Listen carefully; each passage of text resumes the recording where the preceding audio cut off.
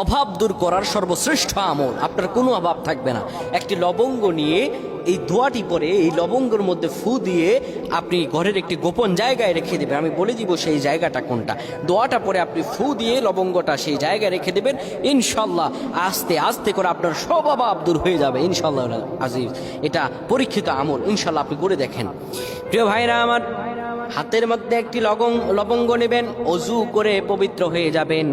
লবঙ্গটি নিয়ে আপনি পড়বেন আল্লাহুম্মা ইন্নী আসআলুকা মিন ফাদলিকা ওয়া রাহমাতিকা ফাইন্নাহু লা ইয়ামলিকুহা ইল্লা আনতা। এই দোয়াটি পরে লবঙ্গের মধ্যে ফু দিবেন। ফু দিয়ে লবঙ্গটা যে জায়গায় মা বোনেরা নামাজ পড়ে তার কিবলার জায়গাটা, পশ্চিম দিকে কিবলার জায়গাটা যায়, নামাজের নিচে লবঙ্গটা রেখে দিবেন। আর নামাজ পড়তে থাকবেন। আল্লাহ রব্বুল আলামিনের উসিলা করে আপনার সব অভাব দূর করে দিবেন। সুবহানাল্লাহ। আল্লাহ আপনার সব অভাব দূর করে দিবেন। আপনি একটি আমল করুন, পরীক্ষিত আমল।